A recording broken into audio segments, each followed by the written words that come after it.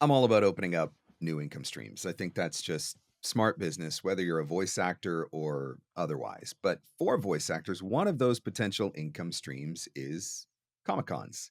And here to help us understand them a little better is a guy who's been traveling across America attending them. Welcome to the show, Andy Field. What is up? How are you? I am very good, and I am very much looking forward to this. Not that I am ever going to be going to cons. I don't think there are any cons where e-learning guys get to, shine in the spotlight for a few minutes. But this is a topic that I get asked about a lot. Voice actors want to know, and so I feel like you're a guy who's in the know. So I'm looking forward to getting into it with you. But before we do that, I do have one very important question that's been sitting on my mind ever since I started doing the research for this interview.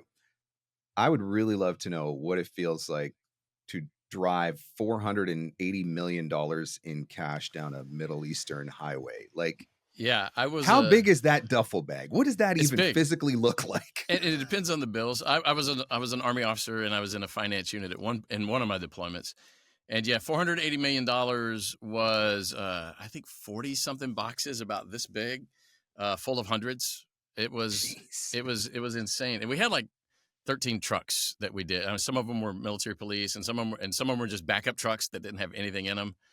But yeah, we flew into Iraq from Kuwait and picked all that up. They had confiscated it from one of Saddam's palaces.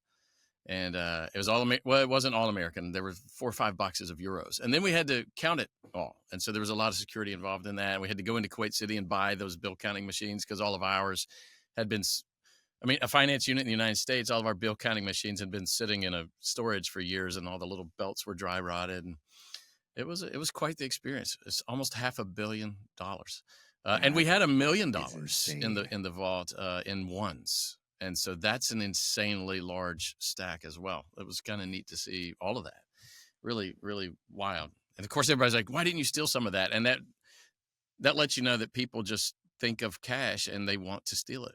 I mean, that would never cross my mind, but that's why people robbed banks in the Wild West, I guess. Was like, It's there's very cash. true. There's cash. We got to get it. I mean, I would consider maybe Scrooge McDuck in it and, trying to take a little swim in it or something just to have that experience. But I'd put it all back when I was done. I'd like to roll in it. I did take a picture with $1 million in hundreds, and it's only about this big. Well, it's only about that big in hundreds.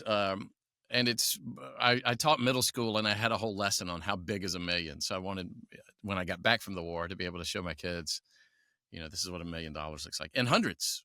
In ones, it'll be 100 times that big, and we could calculate that. 480 million. Like my brain can't even comprehend that. That's just crazy. That would be an intimidating drive. Although, I mean, maybe if nobody didn't know that you were doing it, I guess it wouldn't matter. But yeah, well, we just drove down the highways in Kuwait, and there were cars going in and out of our convoy. And I mean, it was an open back truck. Like it just had the big wooden sides, and it was. But yeah, it was. And then there were other trips. I mean, I'd go on a trip and pick up only 108 million, or something like that. Sometimes there'd be a sergeant driving down the highway, and I'd be like, "How much you moving today?" And he's like, "We got 800,000 in the back of the Humvee today." And it was just, and it was kind of almost like the more rank you had, the more they'd trust you with. But it was, sure. I mean, it's all the same. Moving it is all the same. It's just kind of a wild, bizarre experience that you don't think about when you think about war. No. No, I'm never going to look at a military vehicle driving down the road the same ever again. I'm always going to be wondering, is there a big giant pile of cash? Well, we don't deploy to Canada very often, so it's no, but occasionally we have like 5 military trucks in this country, and occasionally you get to see one of them drive by, and so I'm always going to wonder now: is that filled with snow shovels or $500 million? That's. Well, and the thing was, you needed cash a lot in Iraq because that country was still kind of primitive technology-wise, and so a lot of our transactions were in cash.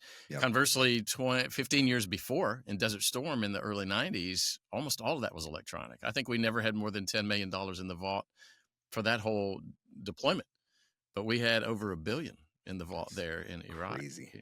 We had to pay, the Marines were paying their translators $0.25 a day. That's a lot of money, US money, 25 cents. And they wanted like $120,000 in quarters. And the Pentagon was like, we are not spending the money to fly. And they said, they said, give them a $20 bill. And they said, you don't understand. If you give a guy named Ahmed in the middle of the desert a $20 bill, he's going to disappear and just go find another unit 20 miles away and see if he can get another $20 bill from him. I mean, $20 bill is like what they made in a year. Their money was so depressed. And so they did get their I think it ended up being $30,000 in quarters, but that's a lot of quarters. It's That's a lot of 120,000 quarters. quarters. Yeah, it Yep, was. that's I a lot mean, of the Air quarters. Force has to calculate how much that weighs and fly that Figure in. out how But to fly that over. Yeah, yeah, that's and so crazy. they'd line them up at the end of the day and give them each a quarter, and just crazy. So part of what I teach in the playbook is finding your unique value proposition. What do you bring to the table that no other voice actor does? And how can you stand out in some way, whether it be in a genre, a niche, or otherwise? And I think that that's something that you've been able to do really well because of this deep resume. Obviously, the military background lends itself to a number of different opportunities, but I know you've also leaned into your teaching background for educational content. I believe you spent time as an EMT and working in emergency care. You've been Yeah. able to lean into that for medical narration. So talk to me about how you lean into some of these different aspects of your past life to influence the opportunities you generate in your current VO life. Well, and you hit it. I mean, medical narrations are a lot easier if you've had some medical training.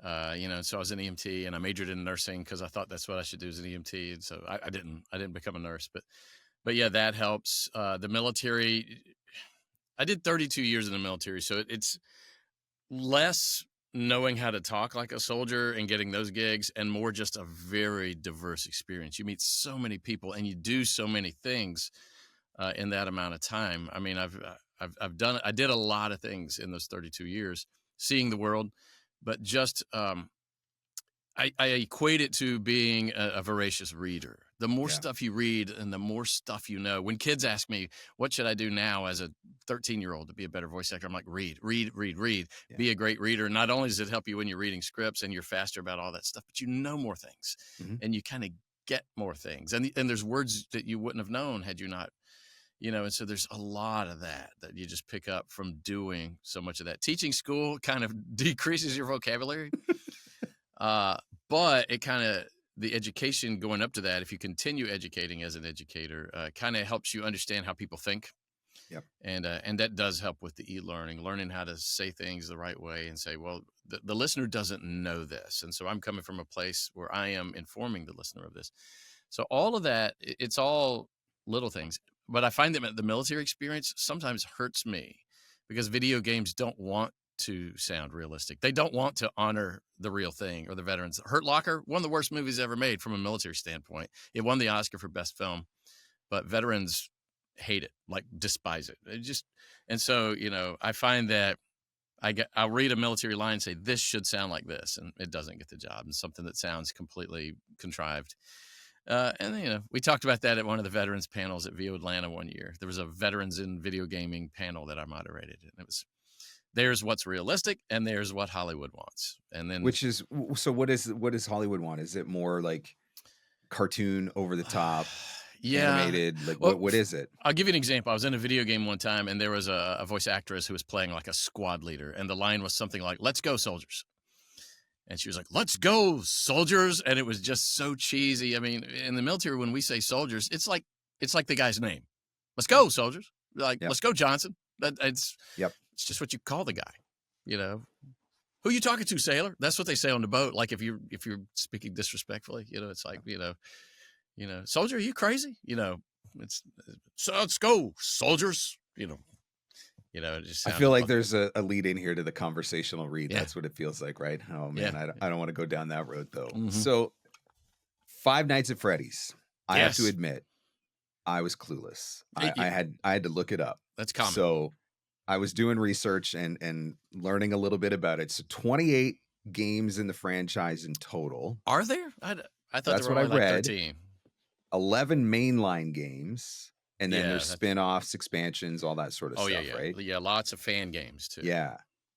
Books, graphic novels. There was even a live action horror film in 2023 and a Top grossing horror film of the year. Yeah. Blumhouse's top film of the year, which Blumhouse is huge. Yeah, it was insane. and I wasn't in it. supposed to be another one coming out this December. Is that Coming out December? They're starting filming on movie 3 next month. I've auditioned for both movies and I'm auditioning for this one too. Not for a voice role, but for an on-camera role. okay? And there were 2 cameos in the first movie of popular YouTubers. Okay. The YouTubers are bigger celebrities than the voice actors. I mean, Sure. they're 10 million followers, some of these guys. Or As more. it goes these days. Mm-hmm. So from what I gathered, estimates have between 3 and 4 million playing on Steam alone, Yeah. and that does not include mobile, console, etc. And I read a couple of different things that said this franchise is potentially valued in the low billions. I would think so. Yeah. And I was like, how in the world? I clearly live under a rock, because I was like, I do not know anything about this, but this is obviously it's a big deal. Yeah. So talk about your role and how you came to be a part of it. Well, awesome. Yeah. So the guy that created it, Scott Cawthon, started as just a little indie developer.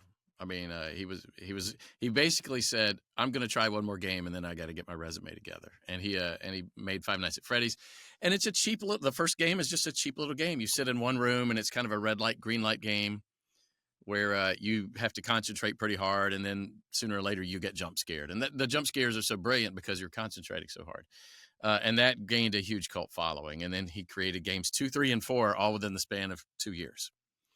And I mean, he made millions. And the merchandising, I mean, this guy was Star Wars level genius on the merchandising, the toys, the shirts, the posters, the lunch boxes, all the stuff. And then for his fifth game, he said, "I'm gonna spend some money." And so the fifth game was called Sister Location because it was set in a sister location to the original games. Okay. And he hired like 10 or 12 voice actors off of voices.com because that's who was dominating the search engine. Yep. How do I hire a voice actor? That's where you went if you didn't know. Yep. And so that's where I came in with quite a few others. And that fifth game took off. And then here I am. I've been in 7 games since then. So when you say those 11 mainline games, I guess, I like to say I'm in all of them except the fifth game since the fourth game, but I just found one the other day. But it came from voices.com. And then I've just been recast to reprise my role. And then in this latest game, I got a couple of other characters too. And so it's getting bigger and bigger. But I'm the guide character, so I'm kind of the voice. The voice, yeah. Of the franchise as we go on this thing. And so a lot of kids, as soon as they hear me talk, they're like, "Oh my gosh, you're the guy." So it's So when you saw the posting on voices.com originally, did you have any idea about Five Nights at Freddy? No, I know. I was a funny story. I was teaching middle school, and I just auditioned, and it was a pretty high paying gig, as I recall, because the guy, Scott Cawthon's a pretty generous fella. I would say it was 3x union scale. Okay, wow. Nice. And it was a non-union indie game. I was teaching school, and it was a slow day. There were only like 5 kids in class. I think there was a field trip or something happening. And so they were just doing busy work. And I was at my desk checking my personal email, not my teaching email. And the kids knew I was a voice actor. They'd seen a couple commercials and stuff like that. And I said, "Hey, guys, I just got a voiceover gig." And they were like, "Oh, cool, great." I was like, "Oh, it's a video game." That piqued a little more interest. Yeah. And I said, "You guys want to hear the script?" And so I start reading it. And it was like, "Due to the unfortunate closing of Fazbear Pizza."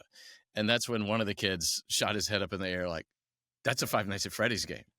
And that's when I knew I'm not reading another word. I don't know what that means. I just broke an NDA, or did I break an NDA, or am I about to lose the gig? Or Right. So I immediately messaged the guy and I said, "Hey, I know all about NDAs, and I'm a middle school teacher, and I just read this to my kids." And one of them said it's a Five Nights at Freddy's game. And he said, "Well, since it says it in the script, you can tell people you're in the next Five Nights at Freddy's game, but you can't tell them who you play." And it occurred to me much later that when he said, since it's in the script, he literally didn't tell the other voice actors. Like Kellen Goff is in it, and he plays like the main character, Funtime Freddy. He didn't even know his character's name was Funtime Freddy because it's not in his script. I mean, we really didn't know. I was maybe the only one that knew that it was a Five Nights at Freddy's game. Or maybe Kellen did, because back then on voices.com, you could see the name of the game creator, and fans were already speculating. They could see his voices. There were already YouTubes about me before the game came out. Like, who is Andy Field? My character's name was Hand Unit.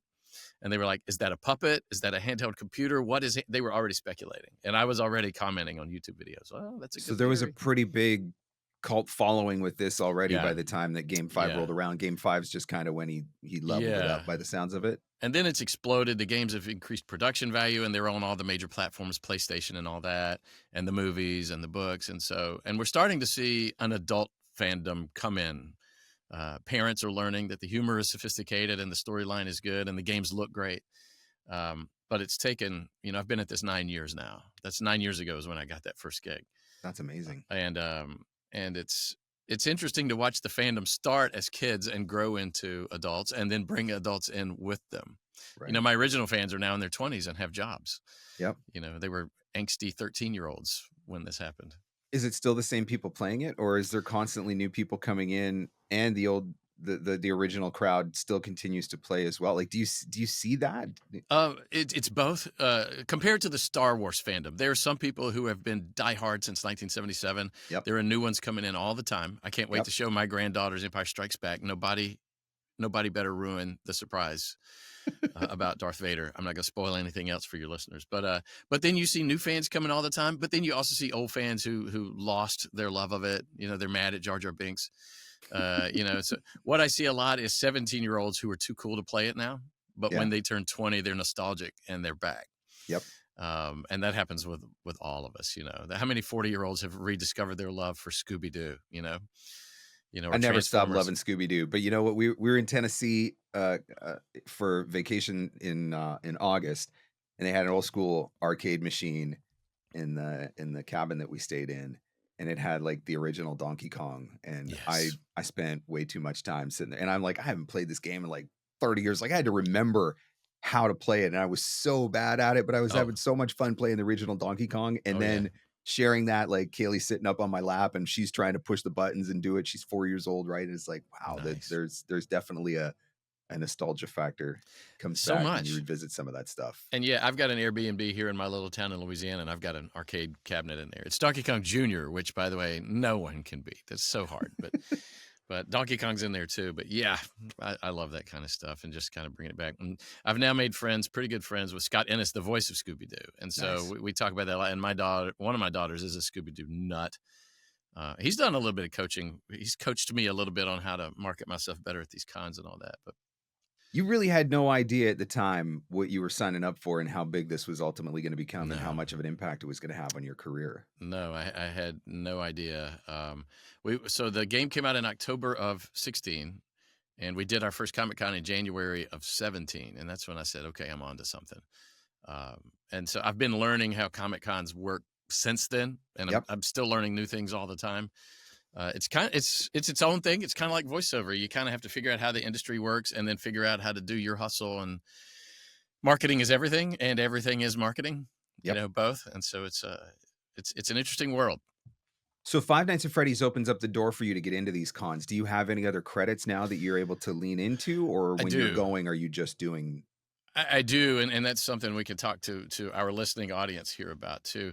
I've got a big banner that hangs behind me, and it's got like 10 or 12 games on it. And I'm in a ton of games that most people have never heard of. Rarely does anyone talk about any of them. I mean, I was in Marvel Avengers Academy, which sounds cool, but everybody on voices.com 10 years ago was in Marvel's Avengers Academy. I could probably name 5 voice actors from the Five Nights at Freddy's series that are in Marvel's Avengers Academy. It's like Heroes of New Earth back in the day, but I got in right after Heroes of New Earth. I'm in Paladins, which is made by the company that makes Smite. So if you're listening to this and you've never heard of Smite, you've certainly never heard of Paladins, because it's kind of their second. But probably every convention, if I talk to 100 people, 2 or 3 will mention, "Oh, you're in Paladins," but they don't get an autograph from it. This past convention, I was in East Tennessee, not far from where you had been. And there was a lady with her child who was a Five Nights at Freddy's fan. And the lady was taking a picture of my banner, and she said, "I see you're in Top Heroes," and I'm freaking out. I'm one of the top guild masters in the world in Top Heroes, and I'm sending this picture to my friend who's also a guild master. It's one of those addictive mobile games where you send out your little tribe to fight other tribes and build up your, build your guilds and your farms and your mines, and all that. And so she was excited about that. But I mean, I've probably had Top Heroes on my banner for 5 or 6 Comic-Cons, and that's the first person to say anything. Probably what gets more attention than anything is that I'm also in the Waze navigation app, and I have the Waze logo on my banner, and a lot of people ask about that. And I just put my Five Nights at Freddy's voice in Waze, so you could have the Five Nights at Freddy's computer guide.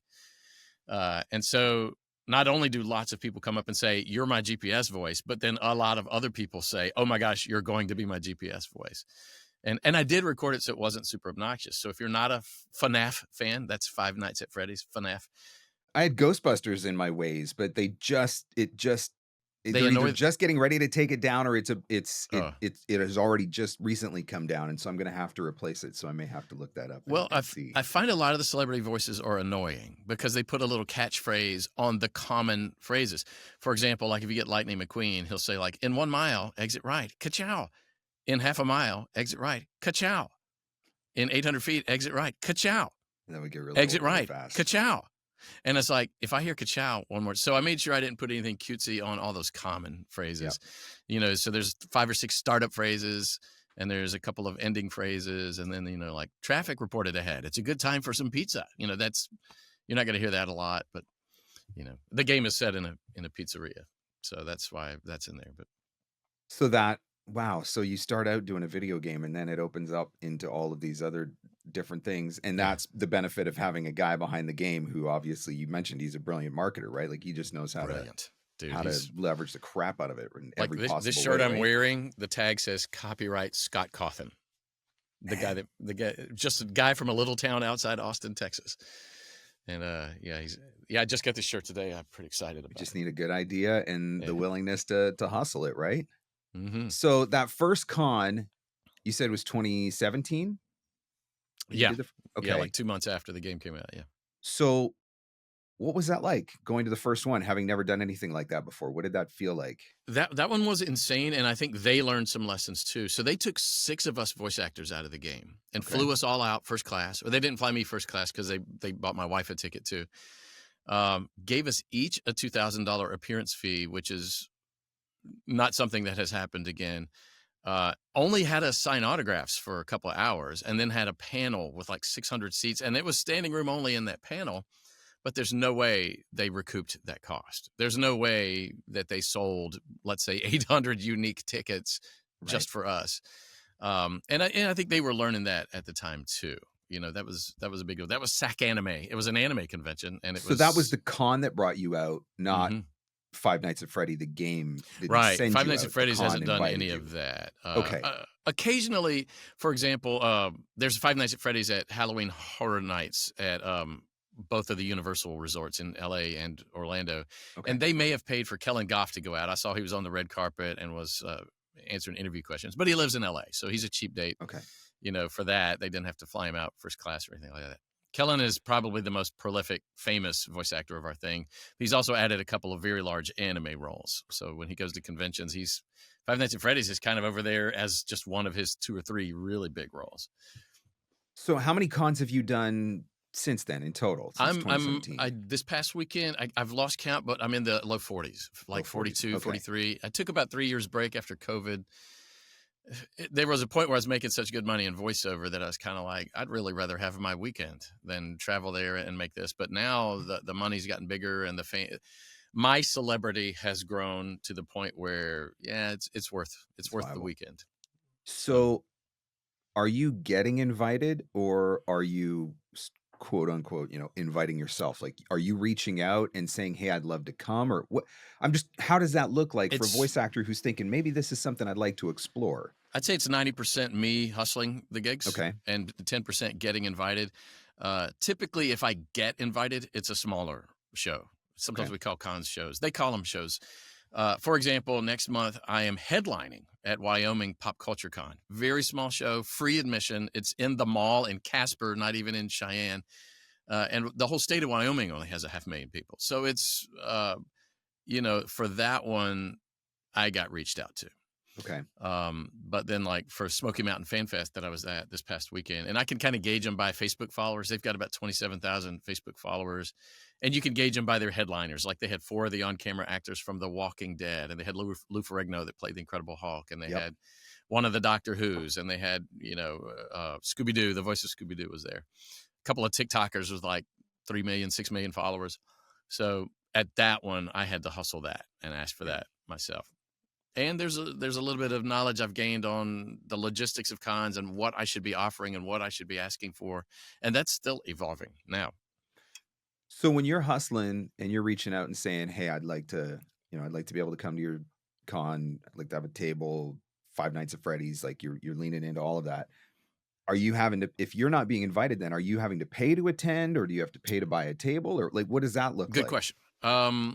And it's a little bit of all of that. I have found this year, I've had more success this year booking than ever. And a lot of the times it was because I was willing to say, you don't have to fly me there. But I've booked a lot of conventions that were driving distance from my house.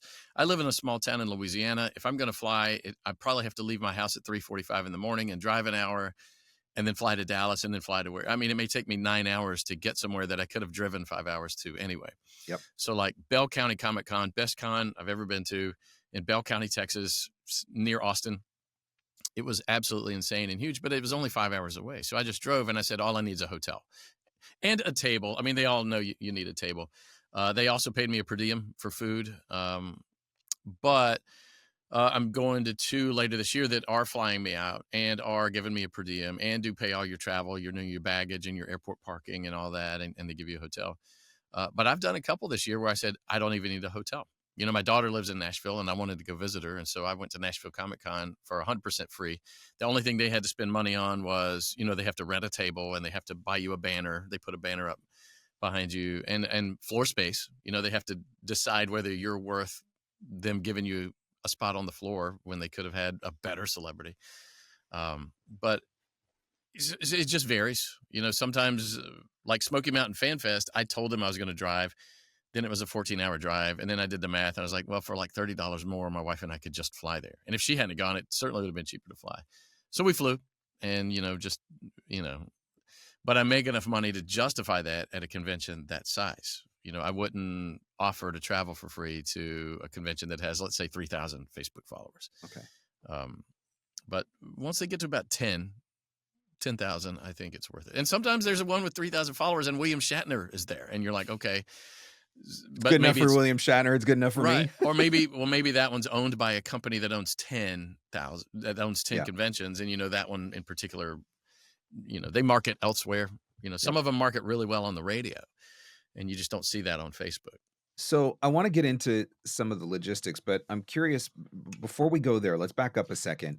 We talked about the stats of Five Nights at Freddy's, you know, millions of people playing online plus whatever's playing on console. Like there's a very well-established large fan base, feature films, all of that sort of stuff. So it stands to reason that if you've got a star character in that franchise, you're somebody that's going to benefit from one of these cons. Yeah. Putting that aside, what are some of the, I don't even know, clues, signs, indicators? How does a voice actor look at their resume and say, I think this character would be good, or you know, I think if I've got these couple characters, I think I could pull this off? Like, is it about credits? Is it about following? Is like, how do you make that determination? So I would certainly say if fans are already reaching out to you, that's a hint. Okay. But you know, every now and then, for example, I was talking to Kay Bess about this, and she voices one of the spaceships in Star Trek Picard in like 12 episodes of that. And she went to a Star Trek convention, but she said, my role is so obscure that the only people that want my autograph are, you know, the fans who want every single autograph of everyone who's ever been in Star Trek. That's not, you know, so I would say if fans are already reaching out, that's a good sign. However, if you know your franchise is big, I think there's some potential for you to make some money. I'm assuming everyone listening to this is a lesser celebrity, which is what I call myself, and everyone else is down there too. So I would say to start out with, you probably ought to be reaching out to conventions that you can afford to do for free. Okay. You know, maybe ask for a hotel room, but even better, if you live in a town that has a small convention, just say, I don't even need that. I just need a table. Yep.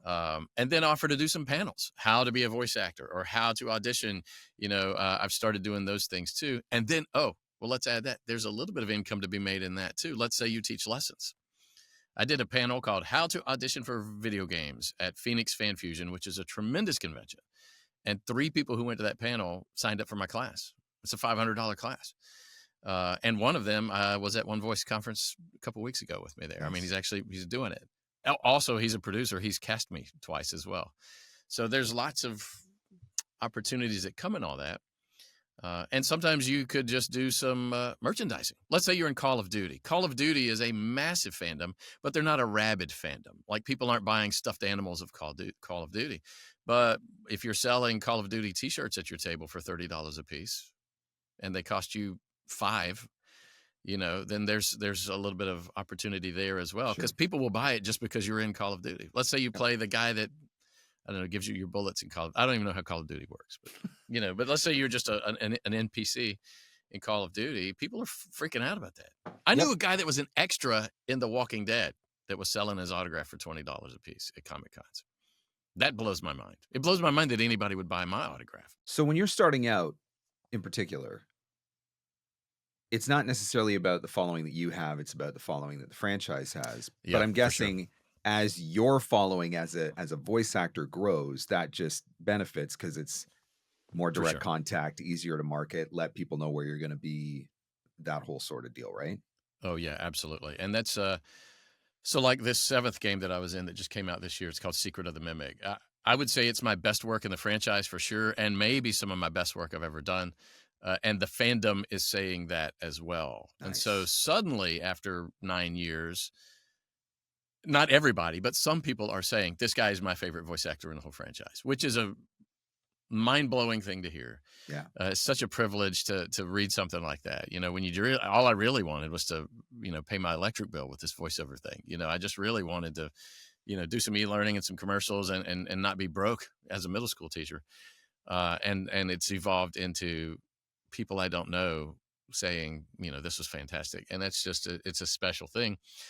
And that has allowed me to grow. Like when this game came out in June, and it's now September 9th that we're recording this, I've posted on TikTok every day since that, and I've grown from like 38,000 to 115,000 on Nice. TikTok, and it's continuing to grow. So I'm figuring out how do I make money off of that, and I am making money off my creator videos on TikTok, but it's not much. It's a couple $100 a month. But then I'm like, can I sell things on TikTok? Yep. Can I sell a Five Nights at Freddy's shirt on TikTok, and will people buy it? Can I get a commission on these things? And so I'm trying to figure that out while balancing my brand. Do you want to be respected as an artist, but then you're selling a hat rack on TikTok? Then is that Let's you don't talk wanna about do that. I want to talk about the t-shirt thing because that's interesting. I mean, you showed the shirt that you're wearing and you mentioned that it's got, Mhm. copyright for the creator in it. How does that work from a copyright standpoint? If you're going to do any kind of branded merch, Five Nights at Freddy branded merch, is that something that you have to go through the No, owner, or how does no, that work? no, because anybody can sell anything. I mean, you can walk in the grocery store right now and buy a pack of gum and come right back outside and sell it to someone else. Yep. So there's nothing, violating copyright about any of that. I am very careful about my role, my de facto role as an ambassador of that brand. Yep. I'm a clean voice actor.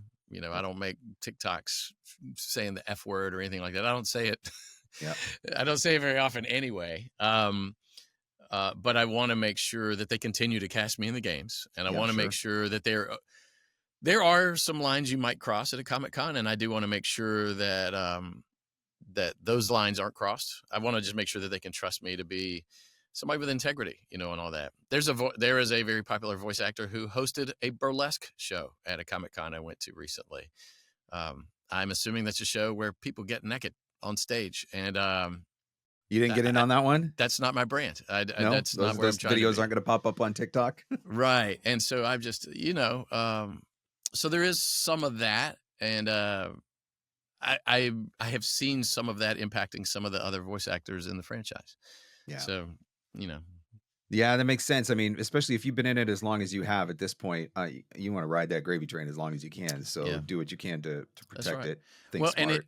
and it depends on what brand you want to establish. For example, there was a girl who had gotten a role in the Star Wars cartoons several years back. Yep. She was a brilliant impressionist, and she did a brilliant impression of I don't remember her name, the lady who testified against Justice Kavanaugh. And this is when the hashtag Me Too movement started. But the lady had a very distinct voice. She had that vocal fry that does like that.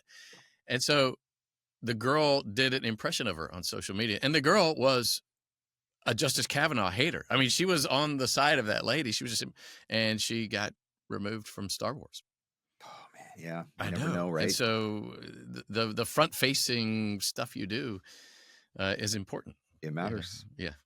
So Marketing is everything, and everything is everything's marketing. marketing. It's so true. And I think sometimes that we forget that. And the other thing is, like, it's not even what you're doing right now. Tick off the wrong person, and they're going to go back and look through 20 years of your history on X or whatever, and name the social media platform. Mm-hmm. Let's do a little con one-on-one then. I'm guessing that you're not just packing the car with some Sharpies and making your way to Tennessee, or are you just doing that? Like, what are you walking through the door with? Do you have So photos?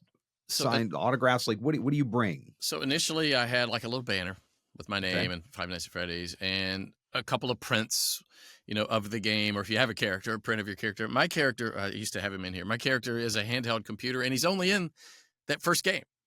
And then for like 5 more games, you just hear his voice and you never see him again. And then in this last game, I'm a new character, but still the guide, and you can't see him. And then I have 2 of the animatronics. So I do have pictures of them. And so you have those prints and some Sharpies. A lot of times the con will give you Sharpies. But now I come in with a pretty good bit of stuff. I've got a 6x8 banner that I bring that I usually cover up the banner that the convention makes. I've got like a big standing stand with prints on it. I just started selling Funko Pops and little keychains and little FNAF merchandise and all that, and lots of prints. And then the big thing I have some in here. My character's catchphrase is exotic butters. And to the point where there were memes, remixes with my voice in them. At Hot Topic, you could buy a plushy basket of exotic butters that's been discontinued. So now it's like $200 on eBay. So I've got a bunch of little butters that are squishy and they smell like butter. And I autograph these. This one was a practice when I was seeing what pen worked best, but exotic butters and That's so crazy. and I get so many of them from China. They cost about the same thing as a print. So I sell them for the same cost as a print. Well, that's another question. Where where are you sourcing this stuff? Is this like an Alibaba thing? I got those from Alibaba. In fact, I just got 1,000 the other day from Alibaba, and they weren't the same. They aren't as squishy. They're like, these are super squishy, but Yep. the ones I got are more firm, the standard stress ball, and they're a little smaller. But on the plus side, they're going to be easier to autograph, and see how the ink kind of soaks into that after a while. Yep.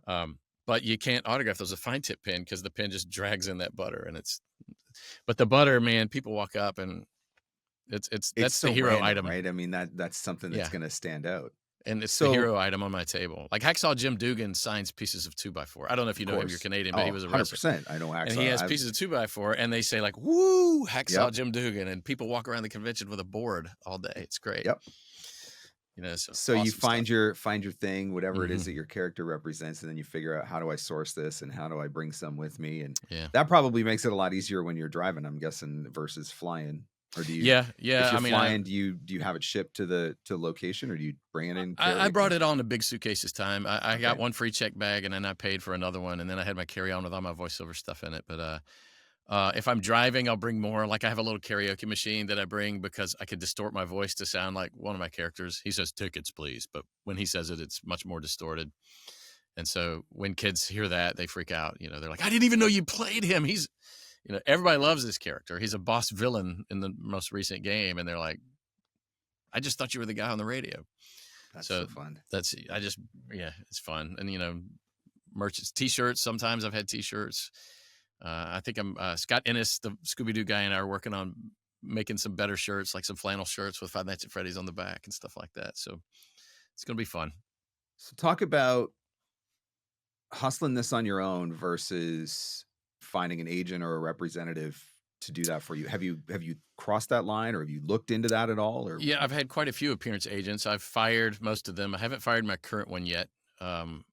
And she got me one this year. She got me one convention I have 15 conventions in 2025. One of those is from the agent. And it was an hour from my house. It was Sunday only. I did it on the way home from One Voice Conference, which is only 4 hours from my house. So the thing, and this has really got a parallel to voiceover work. If you are a lesser celebrity like I am, and you try Yep. to get on with an agent, every agent's going to have bigger people than you on their roster. So it's kind of like being on. I was on DPN's roster one time in LA. Well, there's 300 people on that page with my name, and probably 20 of them are legends. I mean, like Tara Strong was on that Yeah. roster, right? Yep. So how much attention do you get? Yeah. Not a lot. And so, but some conventions are big enough that they really want to deal with an agent. Then the agent contacts them and says, "Look, I've got these 20 people, and they don't even say your name because you're number 50 on the list." And the convention says, "We want those 12." And then the agent handles all the travel and handles all the pay and handles all the, and all that. Or they can get an email from me, and they still have to do the same amount of work they did for 12 bigger names. So cracking that code has been tough. So Groucho Marx had this great quote. He said, "I would never want to belong to a club that would have me as a member." And it's kind of the same. It's what I tell beginning voice talent. If there's an agent approaching you and you've been doing voiceover for 2 months, you don't want to be on that roster. You don't want to be on any roster that wants you at this point in your career.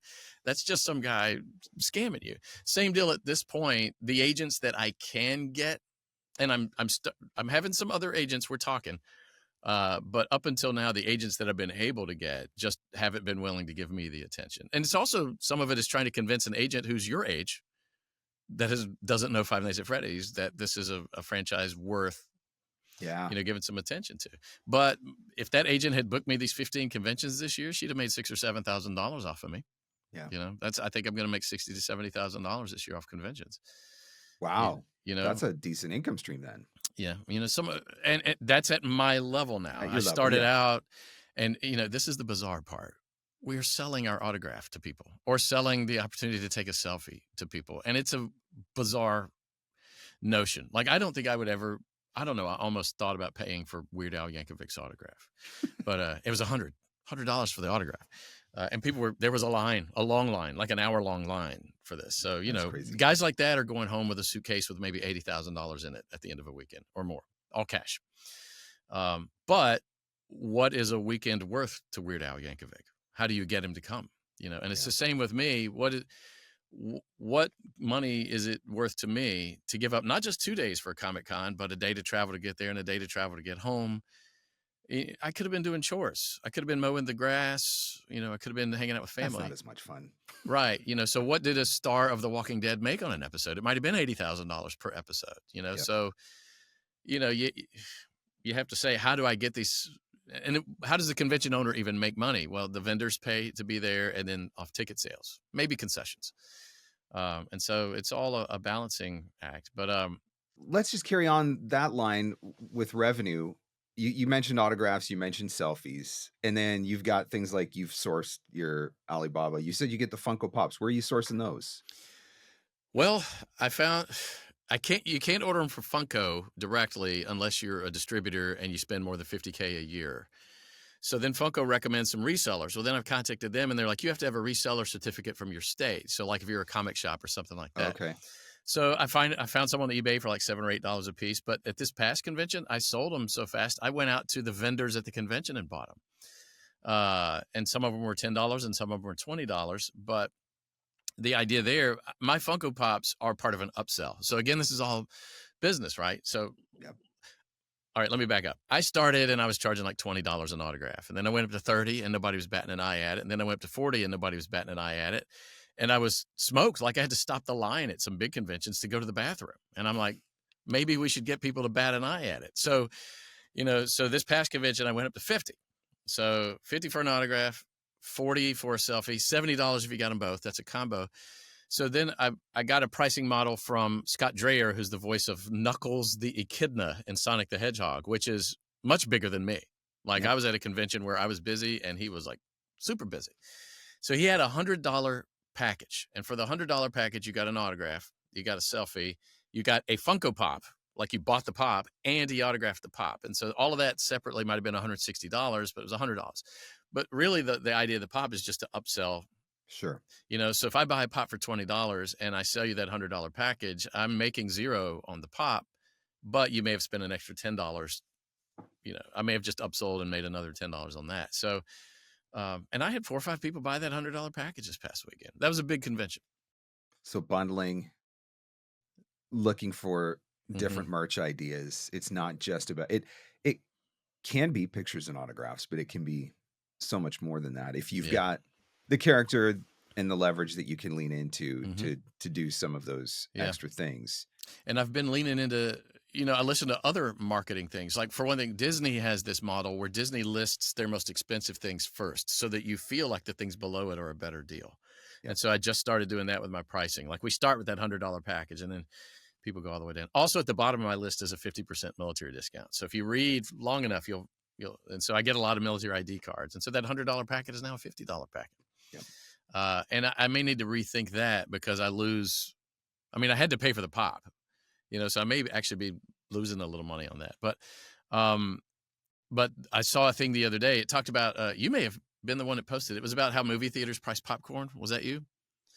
I So actually, my kid did a speech on this yeah. last year in school, and we actually sat down and worked out the logistics, and it's like a 1,325% markup on Oh, that's popcorn or insane. something like that.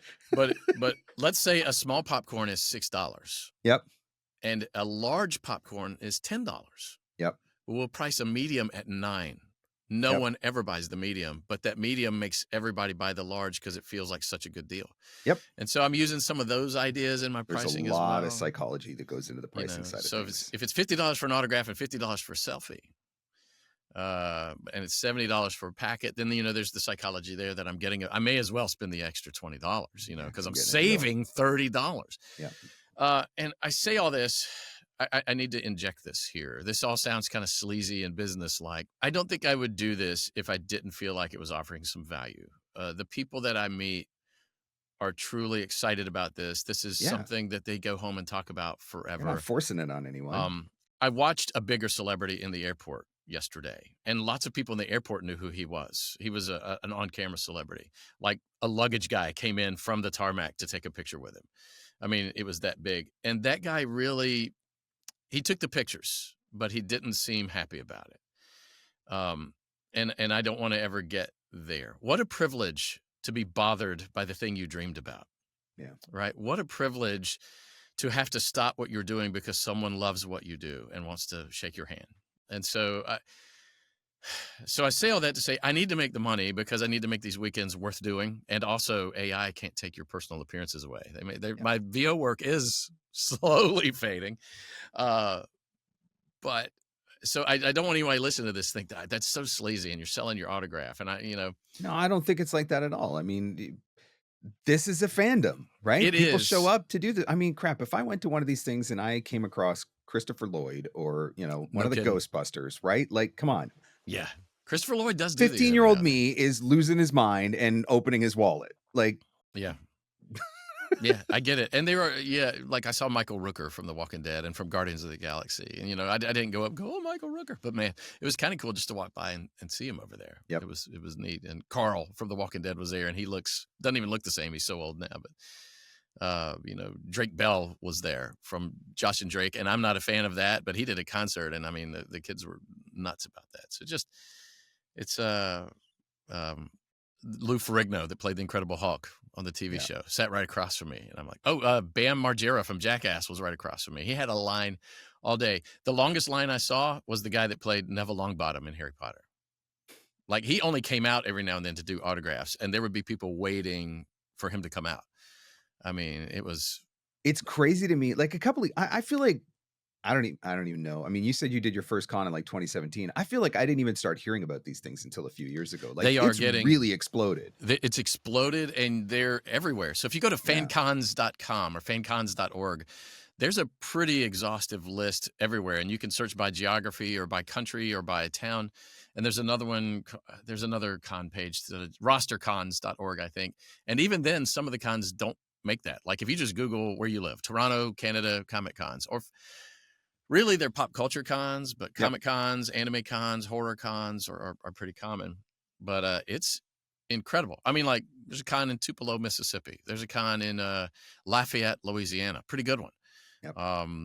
There's a con in Santa Fe, New Mexico. Albuquerque, New Mexico is one of the bigger ones in the country. And you would think, Albuquerque, what?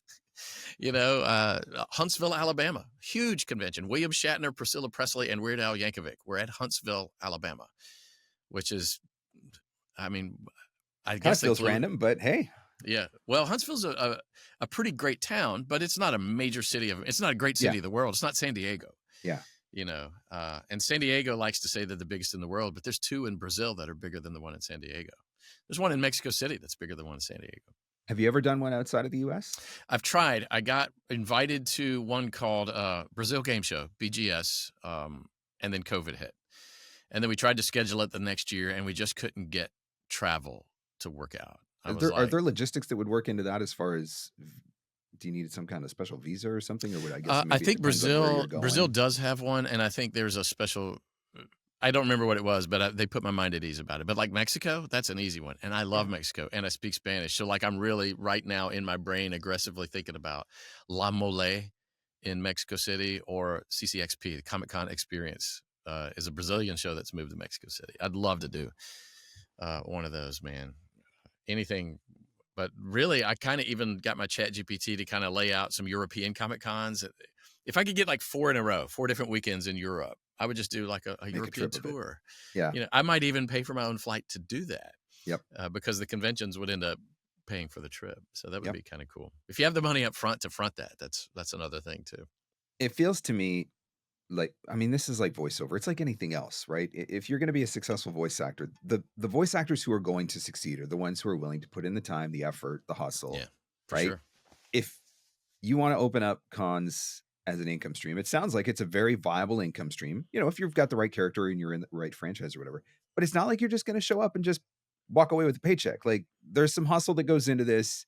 You got to be willing to put in the time. You got to be willing to track down, the promoter, I guess it is, get yourself in the door, source your merch, show up with everything. But if you're willing to put in the hustle, there's an opportunity there. I'm curious on the other side, we've talked financial. Has it ever opened up any voiceover opportunities for you just because of who all you're in the room with? I have, not from the cons, but from Five Nights at Freddy's, I have been cast by 2 fans, and they make a lot of fan games. I get messages almost daily. Would you be in my Five Nights at Freddy's fan game? And I can't do that. I probably can, but I won't, because I don't want to I don't want to cheapen my brand. Sure. I don't want to be the voice of Five Nights at Freddy's and Five Nights at Johnny's and Cinco Noches and Alfredo's, there's a Spanish, and all that. So I don't do that. So if you're going to cast me to be the handheld computer guide in your haunted pizzeria, we can't do that. Yep. But one cast me as like an EMT in his video game, and the female lead in that video game won the One Voice Award for best video game a few weeks ago. I mean, so this was a Five Nights at Freddy's fan who wanted me. And then another one, this is funny. I think I told you about this recently, but obviously not a podcast.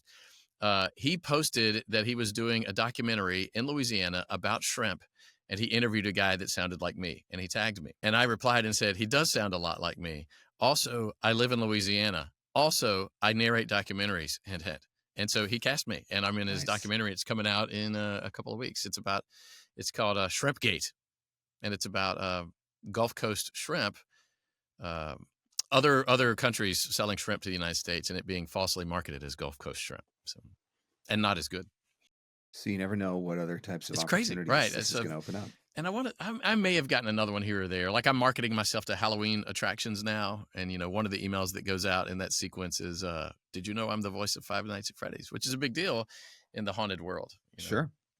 So however you can leverage it. In fact, I'm doing a horror convention in Richmond, Virginia next month in October.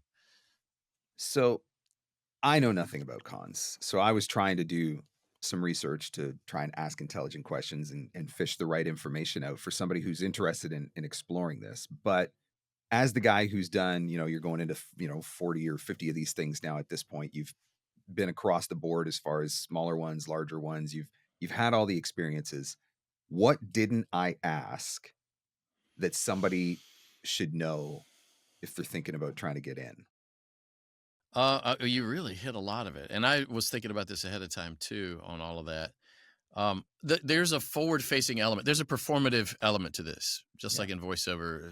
So it's not just getting the gig, but being good at the gig when it gets there. If you are an introvert, it's more difficult. It's more exhausting. I mean, I'm an extrovert, and I just got home like an hour before this interview. This is a Tuesday from a 3-day convention. I mean, I've been gone since Thursday, and this is Tuesday. There's an element of interacting with the public. Like, I've seen guys from Marvel movies sit at their table and chew their fingernail and look down at their phone as fans walked by.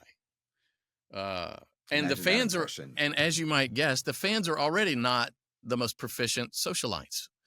I mean, there are certainly some people who are extremely impressive that walk up to your table, but a lot of my fans are autistic teenagers, of varying degrees of that. And even if they aren't autistic, they're still just teenagers that don't know how to interact with people. Yep.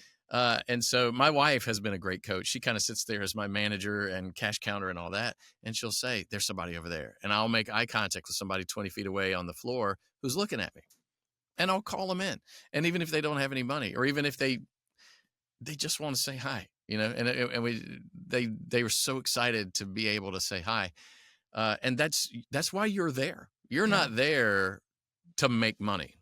Like, you're there to meet the people who spent their, some of these people have been saving all year. Somebody commented on my TikTok the other day that they plan for a convention the way they plan for going to war.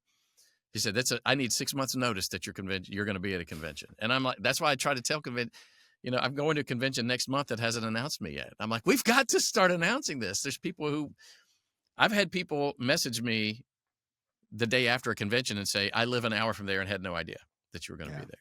So that's conventions marketing. But I'm like, well, I don't know how to make more TikTok videos. I made 3 that said I was going to be there.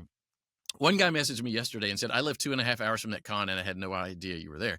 And the con was in East Tennessee. So I know he lives. And I said, well, I'm going to be in Chattanooga, Tennessee at the end of the month. He said, oh my gosh, I live in Chattanooga. And I'm like, there you go. So just, I'm doing 3 conventions in Tennessee this month, which is a very odd happenstance, but, I think it's a beautiful place to go visit. It is. And Tennessee's a huge state. It's 10 hours from one end to the other. So it's not like any of these are near each other. And it's not saturated for me because most of my fans are still young. I'm not William Shatner. People aren't taking an 8-hour flight to come get my autograph. But the forward facing element of it. And I love to coach people who are new to the thing on how you interact with the fans and what you say. And sometimes you need to steer the conversation because a kid with no social skills, if there's not a line at your table, he'll stay 30 minutes, and I'm like, I need to go to lunch. I need to eat, stuff. So after a little bit of initial conversation, I will lean into a suggestive sell a little bit and say, oh, did you want to get an autographed exotic butter? Or did you, and if they say, oh no, I don't have any money, then I kind of close it out by saying, well, saying hello is 100% free. You can do that to every celebrity here, even the biggest ones. And I'm so glad that you did, and I'm very smooth. But it's taken me, 40 conventions to kind of figure that out, to build the script. But I ask almost every one of them as they come up, what's your favorite Five Nights at Freddy's game? Because we needed something to talk about, and that needs to be Five Nights at Freddy's. Breaks the ice. And, as every one of them is like, oh, that's so hard. I'm like, how can it be hard? How could you not have a favorite? But and then if they say, one of the games, I know my lines from each game, and so I'll spit one out immediately. Nice. And the jaw drops. I need to remember to tell parents to get out your phone and film your child because the change in facial expression is about to be epic for most of them. And here's something that I've noticed recently because of my Five Nights at Freddy's roles. People in general have vastly different ears for things, which is discouraging because that's why so many people think AI voiceovers are good and they're fine. But some fans know me the instant I open my mouth. Some fans, I can do a line from Sister Location, Game 5, and they freak out. And then I can do a line from Security Breach, Game 7, and they freak out again. I'm like, did you not know that was the same voice in both of those games? They sound just like this. And then we go to Secret of the Mimic, the newest game, and they freak out again. I'm like, the whole fandom has been, like, as soon as a trailer came out for the game, they were like, oh my gosh, Andy's back, and he doesn't sound like a computer this time. It's just so funny. And then some people immediately, right away, they're like, yeah, I know you're in all these games and you play this, and this character. So it's just funny how different people's ears are for that. But and then mothers will be like, oh my gosh, are you our Waze navigation voice? She makes me have, I listened to you to get here. Yeah. And I do, like when you get to your destination, I say, you've reached your destination. Well done. And well done, I probably say 20 times in the game, help wanted, because I instruct you through all these tasks. And say, well done. Well done. Nice. And so they like, I live for the well done. But yeah. It really does sound like a fun world to get into if you have the credit or credits that can get you into it. And there's certainly a lot to explore there. So I think you've covered a ton of ground here. And hopefully I've asked the questions that people wanted to get answered to learn more about it. But if somebody's interested, wants to dive in a little bit deeper, you said you've coached some voice actors on how to handle themselves at these things or whatever. How do we get in touch with you? Yeah. And I do get other lesser celebrities that email me every now and then, like, how do I do this and all this? It's Andy at andyfieldvoiceover.com. Deliberately easy to find. If you Google Andy Field voice actor, you will get quite a few websites, but my official one's in there somewhere. So if you forget my email address, just remember Andy Field, like football field. like Field of Dreams. And We'll put it in the show notes so that it'll be easy to find. Well, Andy, this has been absolutely fantastic, and I'm really grateful that you came on, and we're so open about it because not everybody is always willing to share. They want you to go out and do the research yourself or whatever. But I mean, this is a form of research, trying to understand. But yeah, and if sounds like a fun world. Yeah, and if you're a fan that was listening to all this, I hate that you had to see how the sausage is made, but that's that's that's just part of it. It's all good. This is going to be my most downloaded YouTube video, most watched YouTube video. I'm debating whether I should help pitch it or not, but I think because I'm going to have your name in it, so it'll help the channel, and then everybody will be like, what? This isn't what I thought I was signing up for. Yeah. All right, man. Well, thank you so much for coming on and sharing your expertise. I truly do appreciate it. Well, thank you for having me, man. It's always a pleasure.